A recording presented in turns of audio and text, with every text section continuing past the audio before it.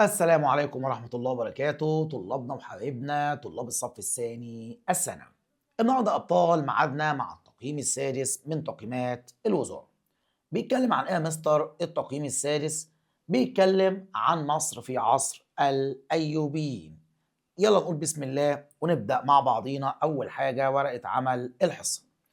بيقول لك السؤال الأول: رغم السلبيات اللي تؤخذ على الدول المستقلة التي نشأت في مصر تحت الحكم العباسي، إلا إنه يحسب لها إيه؟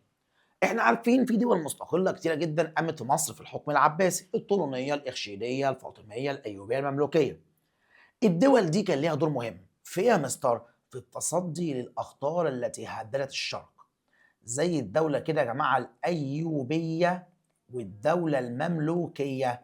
الاتنين دول كان ليهم دور في التصدي لأخطار الإيه يا جماعة؟ لأخطار زي الصليبيين وزي مين يا جماعة؟ وزي المغول. السؤال التاني يا شباب بيقول لك إيه؟ يخرج عن عوامل نجاح الصليبيين في حملتهم الأولى على الشرق، يخرج عن اللي ملوش علاقة بنجاحهم: عدم وجود جيش قوي، تفكك القوى الإسلامية بالشرق، ضعف العباسيين في السيطرة على الولايات، سوء الأوضاع الاقتصادية. هو ده اللي ملوش علاقة. هم نجحوا عشان فعلا المسلمين ما عندهمش جيش قوي، المسلمين كان عندهم تفكك، كان في ضعف للخلافة العباسية. دي كلها عوامل ساعدت على نجاح الحملة الصليبية الأولى. إيه اللي ملوش علاقة بنجاحهم؟ سوء الأوضاع الاقتصادية. جايب لك كده ابيات شعر بيقول لك فيها ايه. طبعا ابيات الشعر باللغه العربيه، وجايبين كده في التقييمات الترم ده ابيات شعر كده تقيله جدا. هنحاول نقراها صح بس اعذرني بقى في التشكيل. جند السماء لهذا الملك اعوانه، من شك فيهم فهذا الفتح عنوانه. هذه الفتوح فتوح الانبياء، وما لها سوى الشكر بالافعال اسمان. الشعر مقابل جزء من قصيده لابي الحسن بن علي. بقراءه ابيات الشعر نتوقع انها قيلت نتيجه لايه؟ استعادة إمارة الرها، استرداد بيت المقدس، توحيد الجبهة الإسلامية، التصدي للحملة الصليبية الثالثة. أبيات الشعر بتتكلم عن إنجاز أو فتح مهم جدا. أهم فتح في الفترة دي هو استرداد طبعا بيت المقدس، لما صلاح الدين نجح في استرداد بيت الإيه يا شباب؟ بيت المقدس. السؤال الرابع بيقول لك إيه؟ أي من الآتي أثبت قدرة صلاح الدين العسكرية في مواجهة الصليبيين؟ اختيار موقع جيشه في حطين، توقيع صلح الرملة مع ريتشارد، استخدام ظهير بحري لقواته، عقد تحالف عسكري مع الفاطميين. طبعا الصح اختيار موقع جيشه. قلنا اول ما راح اختار الموقع ودرس الايه الموقع بتاع المعركه، وسيطر على بحيره طبريه وقطع ميه ايه قطع امدادات الميه عن جيش الصليبيين. وده بيدل على المهاره العسكريه لمين يا شباب؟ لصلاح الدين. السؤال الخامس بيقول لك ايه؟ نستدل من تبني البابا أوربان الثاني دعوة شعوب أوروبا لشن حملات مسيحية تجاه العالم الإسلامي على إيه؟ البابا أوربان الثاني هو اللي دعا مسيحيين أوروبا إن هم بيجوا بحملات صليبية على الشرق. ده نستنتج منه إيه؟ اضطهاد المسيحيين بالشرق، استعانة القوى الإسلامية به، الدور السياسي لرجال الدين بأوروبا، رفض ملوك أوروبا القدوم بالشرق. طبعا الصح الدور السياسي لرجال الدين فين؟ في أوروبا. المفروض أوربان الثاني يا جماعة هو إيه؟ هو رجل دين بس بيتدخل هو في السياسة، وهو اللي بيقول لهم هنعمل حملات صليبية على الإيه؟ على الشرق. السؤال الثالث بيقول لك إيه؟ حد العلاقة بين موقعة مانزكرت والحملات الصليبية ضد العالم الإسلامي. تعالى مع بعض كده. هل في علاقة؟ أيوة يا مستر في علاقة. إيه هي؟ بعد هزيمة الإمبراطور البيزنطي في معركة مانزكرت، استنجد بالبابا أوربان الثاني، وهو الذي دعا لمجيء الحملات الصليبية على الشرق. يبقى ايه اللي حصل؟ كان الامبراطور البيزنطي اتهزم من دولة السلاجقة في معركة مانزكرت. ساعتها الامبراطور البيزنطي هو اللي راح استدعى او استنجد بالبابا أوربان الثاني، والبابا أوربان الثاني هو اللي دعا الى مجيء الحملات الصليبية على الايه يا شباب؟ على بلاد الايه؟ على بلاد الشرق. نكمل مع بعض يا شباب. السؤال السابع بيقول لك ايه؟ ما تقييمك لموقف نور الدين محمود لمواجهة الخطر الصليبي بالشرق؟ هو نور الدين محمود كان عمل ايه يا شباب؟ نور الدين محمود كان وحد بلاد الشرق، وحد الجيوش الاسلاميه في مصر والشام والعراق. ايه تقييمك طبعا للموقف ده؟ امر جيد، لانه عمل على توحيد المسلمين او توحيد الجبهه يا جماعه الاسلاميه. طبعا كده يا جماعه الواجب الايه؟ المنزلي. بيقول لك ايه؟ السؤال الاول: تعددت النتائج التي ترتبط على معركه حطين. بتحليل النتائج نجد ان اعظم ما حققته للمسلمين كانت في المجال الايه؟ في المجال النفسي. حاجه اسمها كده يا جماعه رفع الروح المعنويه للمسلمين. رفع الروح المعنويه لمين يا شباب؟ للمسلمين. قبل معركه حطين كنا عندنا خوف كبير جدا من الايه يا شباب؟ من الصليبيين، لكن بعد المعركه وبعد هزيمتهم بدأ ترجع لنا الروح المعنويه تاني من جديد. ده اسمه تأثير نفسي. السؤال الثاني بيقول لك ايه؟ أصبح الانقسام المذهبي في الدولة الإسلامية غير مؤثر على الأوضاع السياسية في عهد الدولة الإيه؟ الأيوبية. قبل الدولة الأيوبية يا شباب كان في مشكلة، كان العالم الإسلامي فيه انقسام مذهبي. جزء من المسلمين مؤيدين للدولة العباسية السنية، وجزء من المسلمين كانوا مؤيدين للدولة الفاطمية الشيعية. مين اللي قضى على الدولة الفاطمية؟ كان صلاح الدين لما أسس الدولة الإيه يا شباب؟ الأيوبية. السؤال التالت بيقول لك إيه؟ الشعر المقابل للقائد الدمشقي بقراءته نستطيع القول أن نظم هذه الأبيات جاء نتيجة لإيه؟ تعال نقرا مع بعضينا كده الأبيات، وقلت لك طبعا أبيات تقيلة باللغة العربية فهنحاول نقراها صح كده مع بعضينا.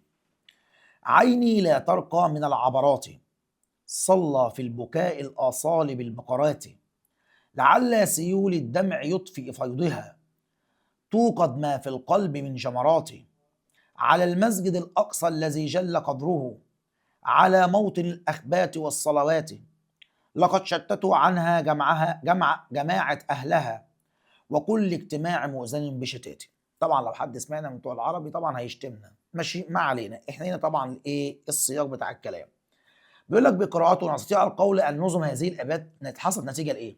طبعا هو حزين في الابيات عن المسجد الاقصى. هل ده له علاقه بالاوضاع السياسيه بلاد الشرق، ولا الحروب بين السلاجقه والعباسيين، ولا استنجاد الدوله العباسيه بالغرب، ولا تآمر الفاطميين على بلاد الشام؟ ده له علاقه بالاوضاع السياسيه في الشرق.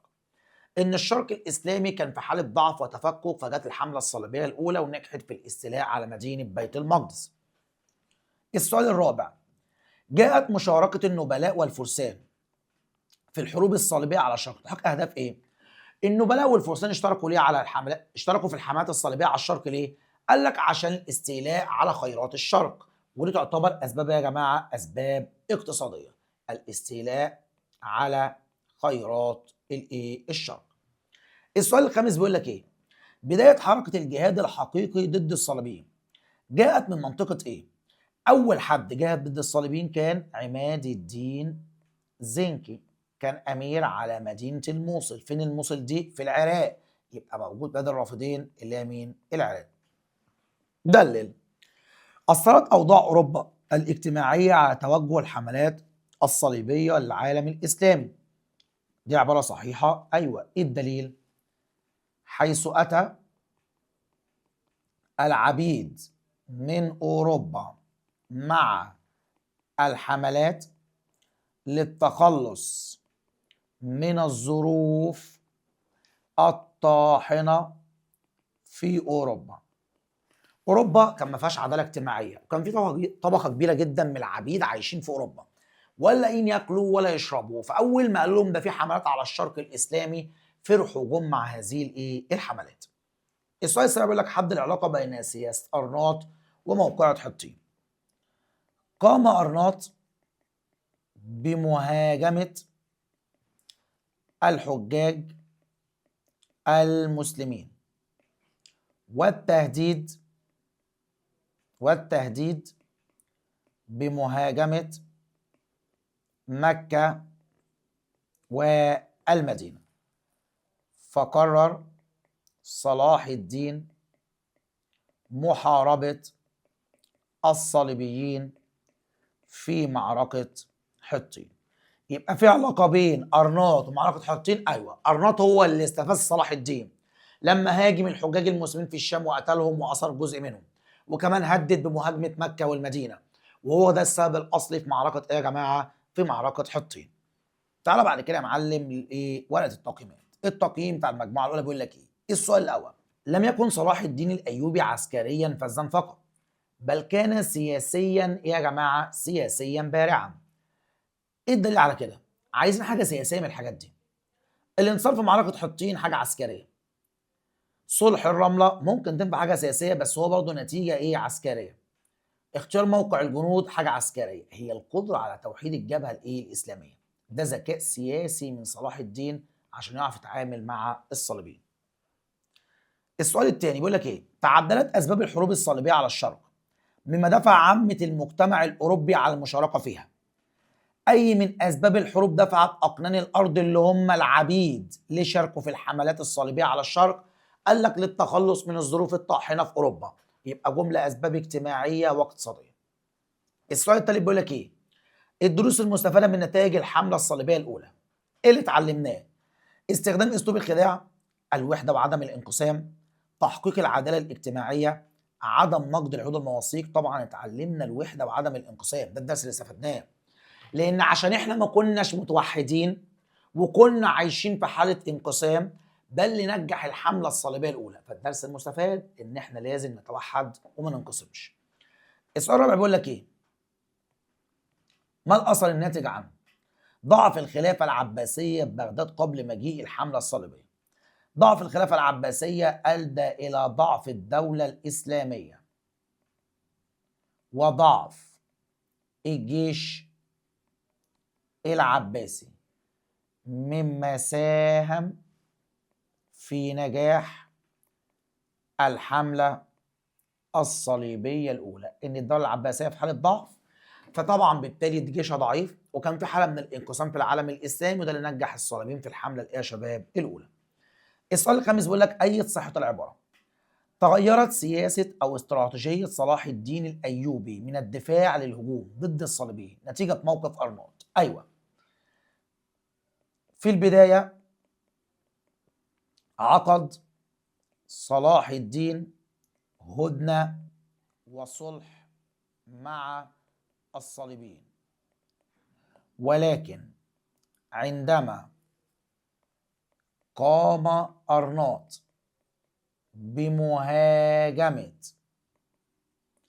الحجاج المسلمين، قرر صلاح الدين محاربة الصليبيين وبدأ بعد كده في مرحلة الهجوم. يبقى الأول صلاح الدين كان عامل صلح مع الصليبيين وعمل معاهم هدنة لمدة 5 سنين، بس بعد كده اضطر يهاجمهم. ليه؟ بسبب أرناط ده هو اللي قتل الحجاج المسلمين. تعالى بعد كده يا نجم، بيقول لحضرتك ايه؟ يرجع توجه نور الدين محمود لضم مصر عقب توليته الحكم بعد والده لعدة أسباب يخرج عنها إيه؟ نور الدين محمود ضم مصر عشان يوحد الجبهة الإسلامية في مواجهة الصليبيين. إيه من دول ملوش علاقة بقى برغبته في توحيد مصر؟ هل سعيه بإحكام الحصار على الصليبيين ده له علاقة؟ القضاء على حالة الانقسام له علاقة؟ الاستفادة من موارد مصر وموقعها له علاقة؟ اللي ملوش علاقة تأمين عاصمة الخلافة العباسية. عاصمة الخلافة اللي هي بغداد، هل ده ليه علاقة بمصر؟ لا، ملاش علاقة بمصر يا شباب. السؤال التاني بيقول لك ايه؟ جاء استرداد إمارة الرها على يد عماد الدين زنكي، البداية لحركة الاسترداد الكبرى. أي من الآتي سهل مهمة عماد الدين زنكي في استردادها؟ هو افتقادها ساحل بحري لتلقي الدعم. الرها هي الإمارة الوحيدة اللي الصليبيين ما كانتش موجودة على البحر. الصليبيين كونوا 3 إمارات ومملكة: الرها، أنطاكيا، طرابلس، ومملكة بيت المقدس. أنطاكيا وطرابلس وبيت المقدس كانوا موجودين على البحر، اللي مش موجودة على البحر كانت الرها، فصعب الصليبيين يبعتوا لها اي امدادات، وعشان كده عرف في الاستيلاء عليها. السؤال التالت بيقول لك ايه؟ اصبح الوجود الصليبي في الشام خطرا على مصر من خلال وجود الصليبيين فين؟ ايه اقرب واحده من دول قريبه من مصر؟ مملكه بيت المقدس. تعالى يا نجم بعد كده للسؤال الرابع. بيقول لك ايه؟ ما تقييمك ليه الاسباب السياسيه للحملات الصليبيه على الشرق؟ هو هنا بس عايز الاسباب السياسيه. تقييمي ليها ايه؟ هو ايه الاسباب السياسيه؟ رغبه ملوك اوروبا في تكوين امارات لهم في الشرق. ايه تقييمي؟ هقول له تعد من الاسباب الحقيقية، وهي رغبتهم في تكوين إمارات لهم في الشرق. ده اللي احنا ايه يا جماعة؟ ده اللي احنا اتعلمناه. السؤال الخامس، او ده اللي احنا شفناه من اسبابهم الايه يا جماعة السياسية. السؤال الخامس بيقول لك ايه؟ حدد القاسم المشترك بين كفاح عماد الدين زنكي وصلاح الدين الايوبي. هما الاثنين عملوا حاجة اسمها توحيد الجبهة الإسلامية، ونجحوا في الانتصار على الصليبيين. عماد الدين زنكي استرد إمارة الروها، وصلاح الدين استرد بيت الإيه يا شباب؟ بيت المقدس. المجموعة الثالثة بيقول لك إيه؟ يقولون في المثل: نقد الوعود هو الشرك الذي يقع فيه الحمقى. ينطبق هذا المثل على أي من الشخصيات الآتية؟ مين من دول نقض العهد؟ مفروض يا جماعة هو واحد اسمه أرناط، هو اللي نقض العهد مع صلاح الدين. أرناط ده كان أمير على حصن اسمه حصن القرق في الشام. السؤال التاني بيقول لك إيه؟ نجح البابا أورباني الثاني في إثارة شعوب وملوك أوروبا ضد العالم الإسلامي مستغلا إيه؟ البابا أورباني الثاني استغل إيه يا جماعة؟ استغل سوء الأوضاع الاقتصادية؟ لأ، دي غلط. هل استغل الأوضاع الاجتماعية الدولة البيزنطية؟ غلط. تحالف الفاطميين معاه؟ غلط. هو استغل الصراعات العسكرية والسياسية في العالم الإسلامي. إن العالم الإسلامي كان في حالة ضعف وانقسام، وده اللي استغله البابا أورباني الثاني وجيب الحملات على الإيه يا جماعة؟ على الشرق الإسلامي. السؤال التالت بيقول لك إيه؟ نتج عن توقيع صلح الرملة بين المسلمين والصليبيين تثبيت انتصار المسلمين في حطين. ايه اللي حصل في صلح الرمله؟ ريتشارد قلب الاسد اعترف ان صلاح الدين حاكم على مدينه بيت المقدس، وان بيت المقدس مع الصليبيين. يبقى كده بيؤكد انتصارات صلاح الدين. السؤال الرابع بيقول لك ايه؟ ما تقييمك لشروط صلح الرمله 1192؟ امر جيد، لانها اكدت على بقاء بيت المقدس في يد المسلمين، وده اللي احنا عايزينه، ان بيت المقدس يفضل في ايد ايه؟ في ايد المسلمين. السؤال الخامس بيقول لك اي صحه العباره؟ ساهمت الانقسامات السياسيه في الشرق على ارسال اوروبا حملاتها اليها. طبعا، بيقول لك ان كان في انقسام في الشرق، ده سهل على الاوروبيين ارسال الحملات. ايوه، ايه الدليل؟ حيث حدث انقسام بين المسلمين، فجزء منهم مع دولة السلاجقة في الشام، وجزء مع دولة الفاطميين في مصر. فعلا كان في انقسام في العالم الاسلامي، وده اللي هيساعد الصليبيين ان هم ينجحوا في اول حمله ليهم على الشرق الاسلامي. كده خلصنا يا شباب اسئله التقييم السادس. اتمنى الناس تكون استفادت يا شباب، واللي ما اتفرجش على التقييمات اللي فاتت يخش يتفرج عليها على قناتنا على اليوتيوب الفارس ياسر سلامه. واتمنى يا جماعه الناس ان شاء الله تركز في اللي جاي، وبالتوفيق يا ابطال.